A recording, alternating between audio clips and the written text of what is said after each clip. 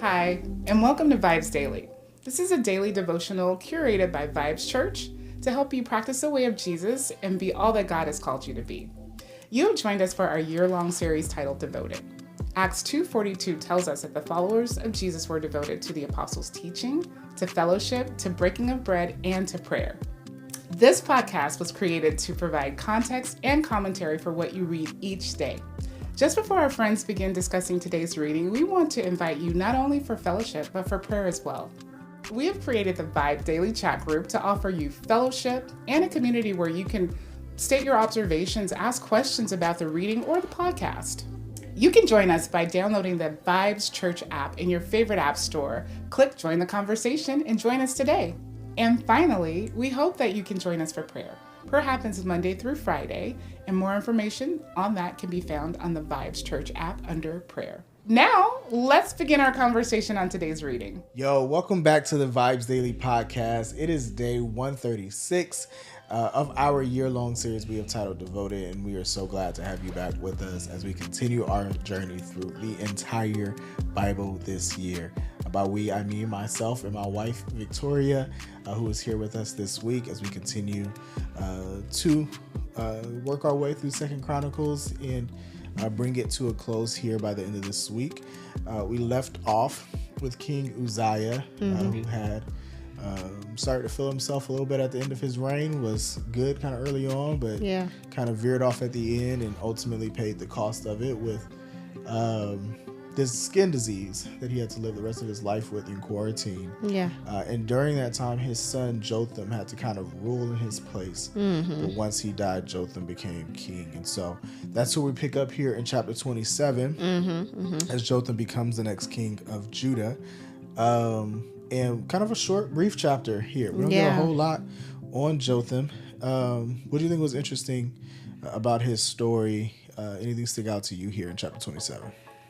Yeah, I mean, it pointed out here, well, he did what was right, but he did not enter the temple of the Lord, okay? Like his father had done.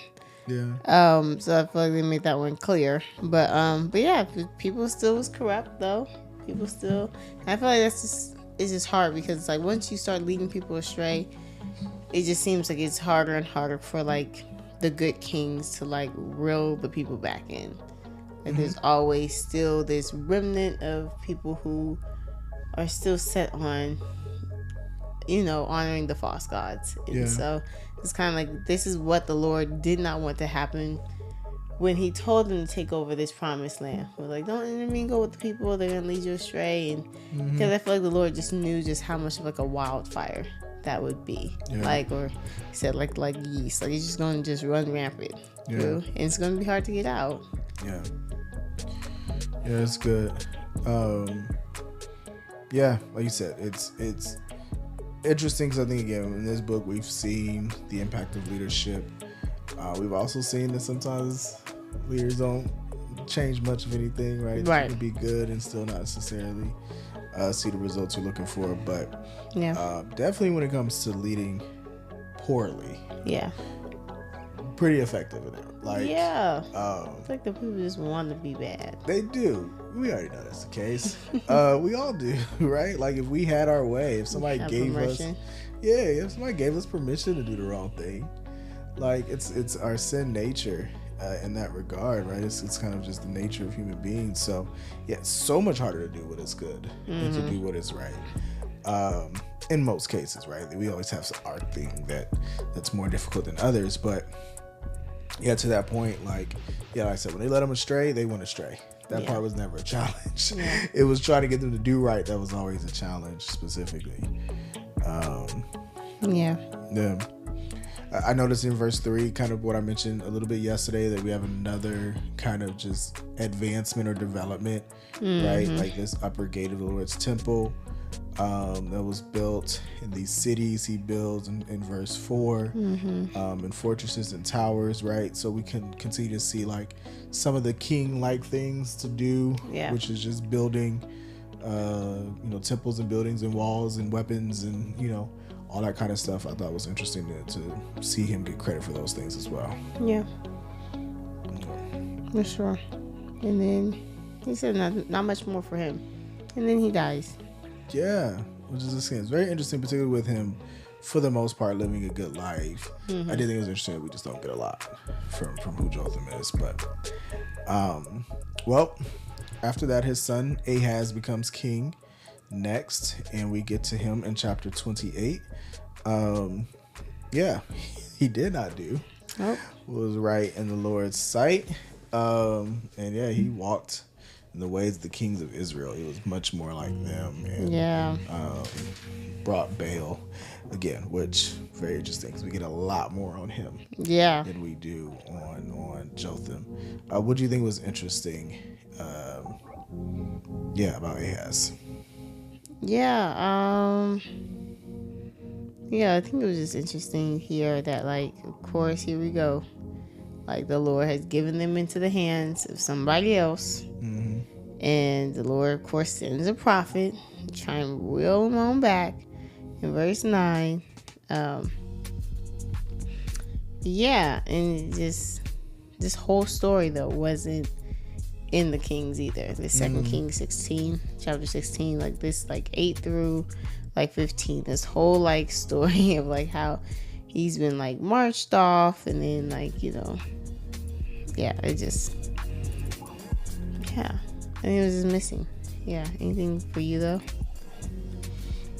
No, I mean, I think even when we looked at it in Second Kings, again, one of the big takeaways for me was just you look at we're not trying to jump ahead, but like he's sandwiched between these two pretty good kings. Yeah. Right? And so just like understanding exactly how that happened, right? Like how he gets so bad. I also think it's interesting that they go into a little bit more detail, in my opinion, on what he was doing, right? Even like this, imitating these detestable practices, right? With, child sacrifices and things of that nature. Mm-hmm. I feel like they get really detailed in a lot of what it is that he was doing specifically to lead the people astray. Yeah, for sure. And like, even I love it still though that like even though like the Lord like gave Israel like the victory over Judah in the situation, I do love that like they send this prophet and they're like, hold on, like the Lord gave them over into your hands. Like, now y'all over here just killing, slaughtering, and enslaving your own relatives. Like, no, you have your own sins. You have your own sins to deal with the Lord. Like, and so I love that, like, they were like, hold on, let these captives go. Yeah. Like, send them back, take them back to their own house, and I love it. They for me, it said in verse 15, like, they gave them back their, like, all their stuff, their clothes, their sandals, food, drink. It says they anointed them and returned them so that the wrath of the Lord wouldn't like come upon them. And I think it's crazy to me. He said even like all the like evil things and that we see Israel doing, that at least Israel was like humble enough to return these captives so that they wouldn't face the Lord. But here you say, like you said, like here you see this king of Judah here is out here wilding with like no reverence to the Lord, just doing all the things. Yeah. And so I think that was interesting though. Yeah. And that he still, I'm sorry. Right. Okay, and that he still like doesn't go to the Lord for help. That like in verse 16 he goes to this king of Assyria for help. Yeah, no, I think it is good. I mean, there's a part of me that wonders, like, again, because we know Israel's story, like, how much of this was because it was the right thing to do, and how much of it was just because they were afraid of the Lord, right? Yeah. Like, how much their fear of God just drove certain actions. Because, that tended to be the thing that brought people back to God, was like some type of pestilence or plague or war, right? That was the thing that tended to bring them to their knees and be like, all right, God, I'm coming back. What do you want me to do? And so I wonder how much of it was just like the threat of his wrath that was like, all right, God, I'm gonna give him back. Yeah. But I feel like we've had this conversation before. I can't recall. You brought it up, I think, in like eye for an eye, and then eventually, Jesus says something similar later. But I do think that this idea that like God's justice, like God is the judge, right? He kind of determines what justice looks like. That doesn't really need our help and input on to add to it, right? Or to take advantage that like some of the stuff was never meant for us to settle among ourselves, but it did require a judge. And like to your point that they kind of took advantage of like, well, God is punishing you, so let me also get mines out of this, right? And get all I can get. Yeah, and God's just like, no, this was never I just needed you to do what I asked you to do, and leave it at that. Like it was never meant for this to be something that like you profit off of, or whatever the case may be. And I don't know. I just think it's just like, man, let God do His thing. Let Him have justice, and let's not look at every opportunity for someone else's like consequence to be an opportunity for gain, per se. But I feel like his parenting these siblings would be like, listen, they're in trouble because I said that they're in trouble. It does not mean you get to go and try and say, I tell your sister she can't have candy. That don't mean you can go in there and raise her candy. Right, exactly. That took away from her. Exactly. So can I have that cookie for yourself? Since she can't have it. Yeah, exactly. So much, but yeah. I think it's like you said, like it's definitely like reverencing the Lord, but here I think he's just so bent on doing wicked that Ahaz goes to Assyria. And I think it's funny how my Bible puts it. It's like he goes to Assyria for help, but like it doesn't help. Like he had all this money for tribute and it did not help him. Like he goes and then ends up getting robbed pretty much, and is worse off than what he went in thinking that they was going to help him. And he was like, yeah, no, I'm not going to help you, but I'm going to take your money. Yeah. I mean, I thought his description in 22 was interesting. Like that at his time of distress, or at the time of his distress, King Ahaz himself became more unfaithful to the Lord. Like he sacrificed to the gods of Damascus, which had defeated him. And it said, and it ultimately became his downfall. It's kind of what it ends with in my version of verse 23. But I'm just like,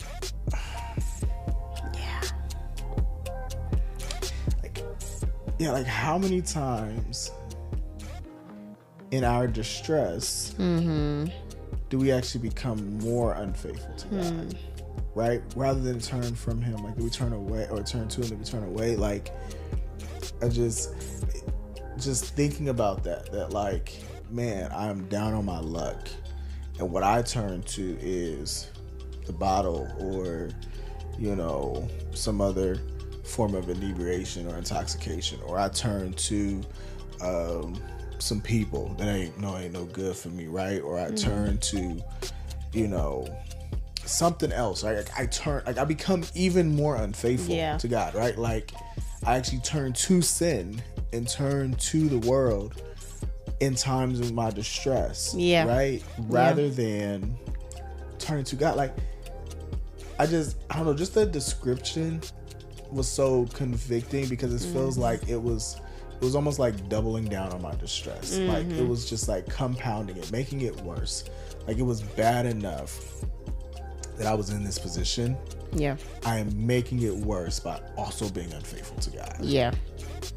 Right? Like that I became more unfaithful. I was already out of His will. That's why I am where I am right now.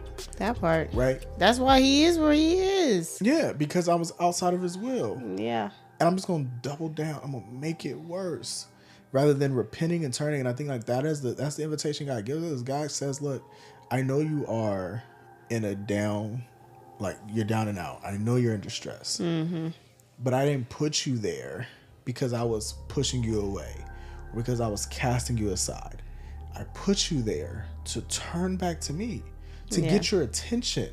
Right? So that you would come back to me. And instead of, which is what he could have done, because we see that, right? We saw that, we talked about our guy Ahab earlier. Like We saw it in his life. Like, at some point, Ahab's kind of like, I'm wrong. Right.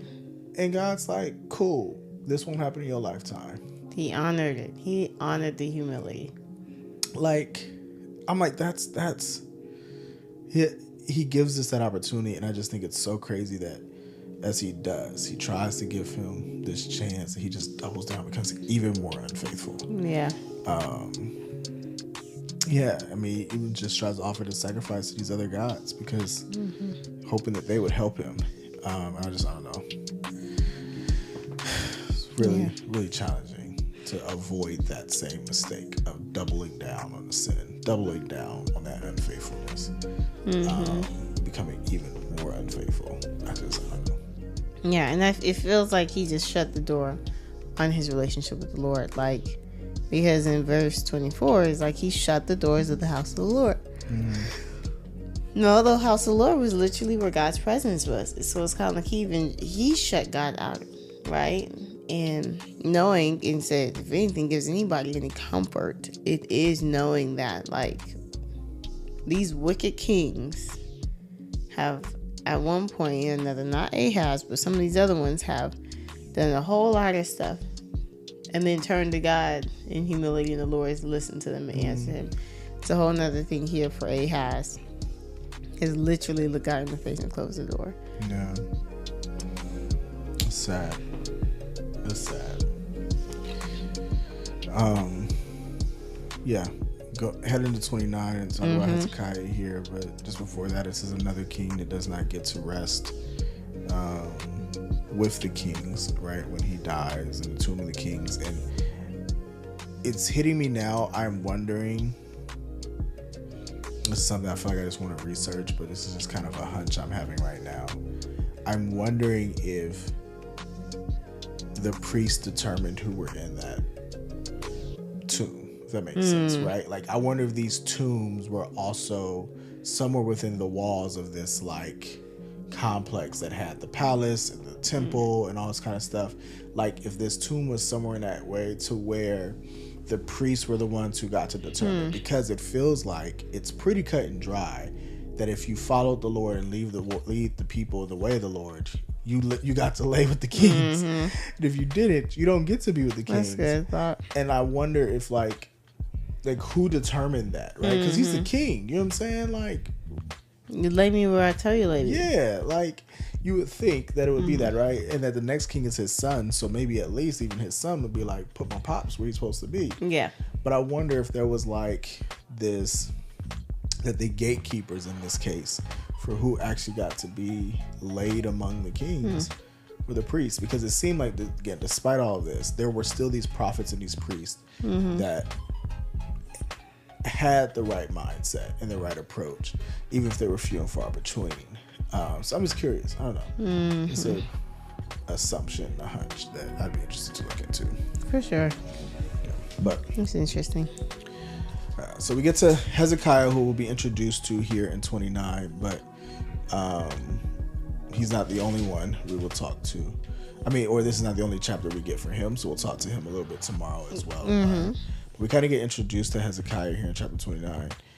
What jumps out to you in his reign here in 29?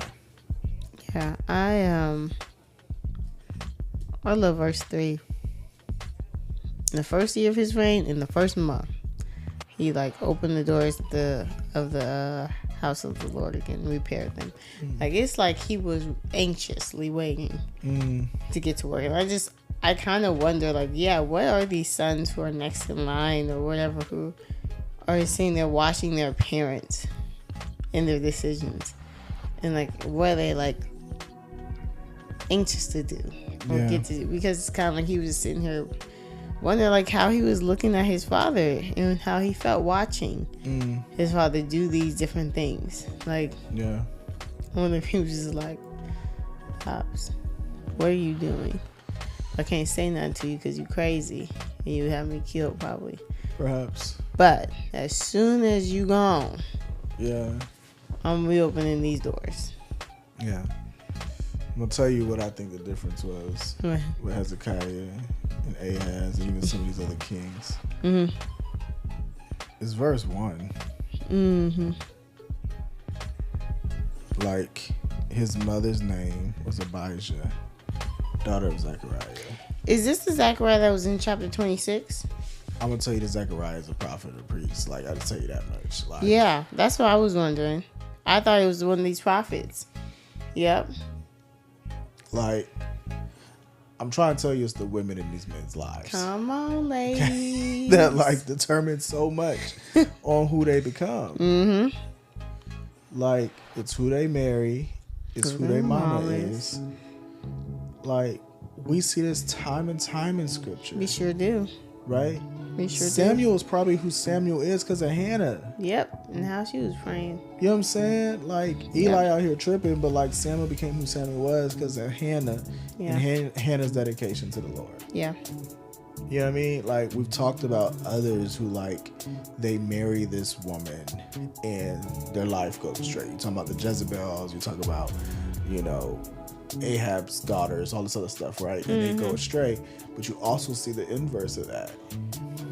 And I feel like it was clear. And again, I don't even think this is, I think it's twofold. One, yes, I think scripture honors like the place, the value, the importance, the influence of women, specifically, and how,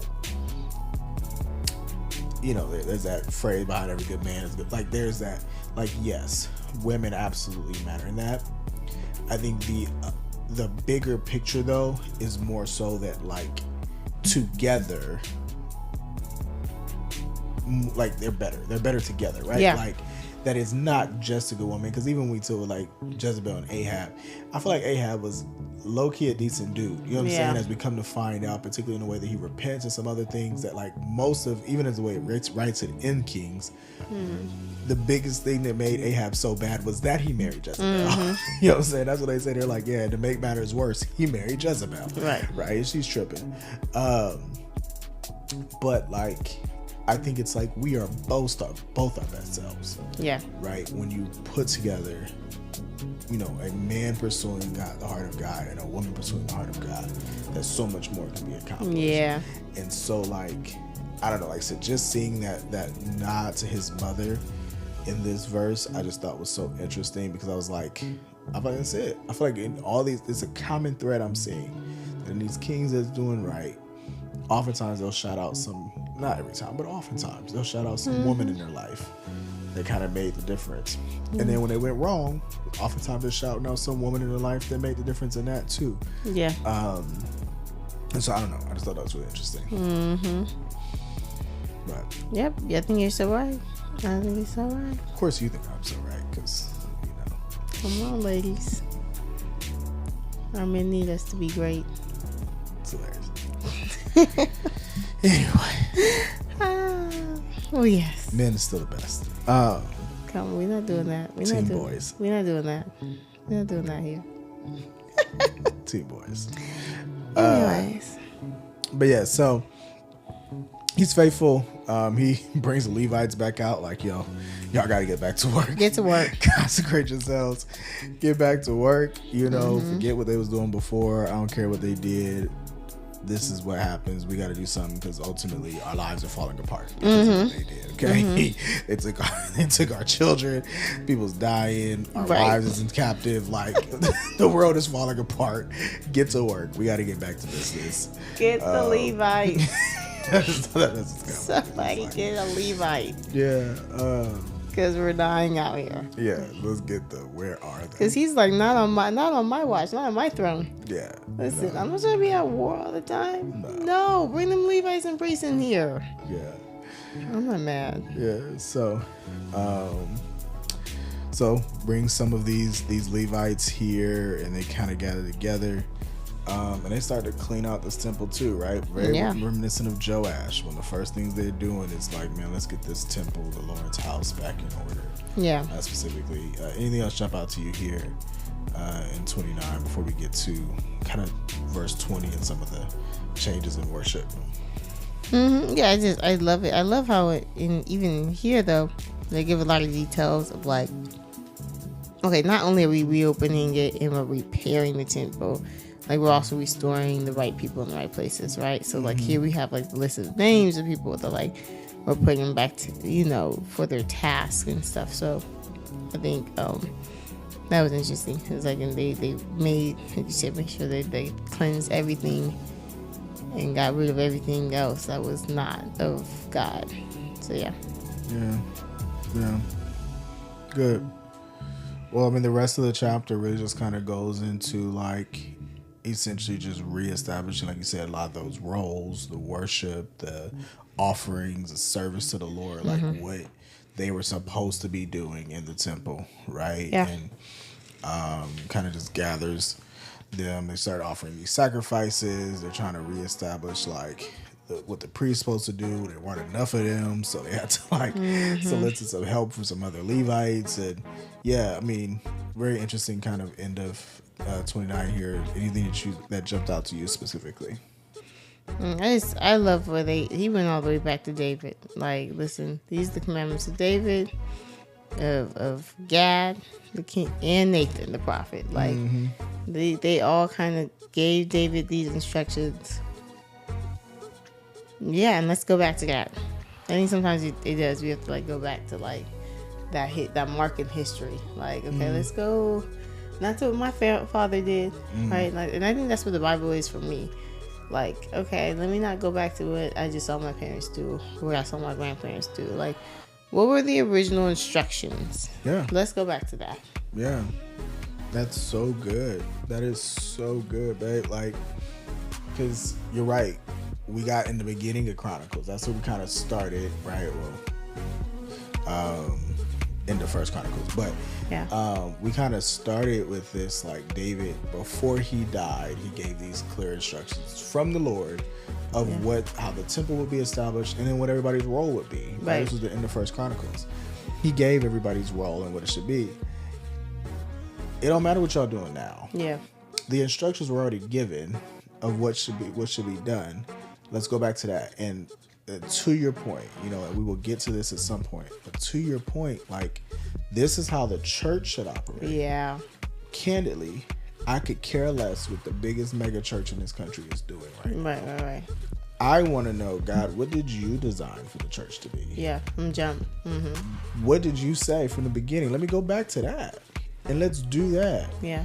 It's where we hear it in the beginning of this podcast. Every week we read this passage from Acts 2. They were devoted to the apostles' teaching, to the breaking of bread, and met in each other's homes. Yeah. They were devoted to prayer, right? Like, this is what that church looked like. All right, we got to look like that. That's the non-negotiable piece. Now, how we worship, if we worship, singing songs, whether it's with instruments, without instruments, whatever, that piece is negotiable. Yeah. Figure that out if you want to, right? Whether you want to meet in a home or a coffee shop or a building, negotiable, right? Like, there's some areas that, like, hey, if that's how you want to do church, how often you want to have communion, whatever the case may be, baptized in a river versus a bathtub versus a whatever. Okay. The non-negotiables are you devoted to the teaching? Yeah. Are you devoted to prayer? Yeah. Are you devoted to meeting together daily and constantly? Yeah. Are you devoted to sharing your things, right? Selling your things to be able to make sure everybody else, that those in need aren't in need, right? Are you devoted to those things? That's what the church looks like. And I think, like, yeah, that's exactly what he did. He's like, forget even the good kings that came before me. I don't care what your ass did. Nope. Let's go back to the original instructions of how it's supposed to be. And let's implement that. Yeah. I love how he shouted those out, because that's a throwback. Yeah. Let's not overcomplicate this.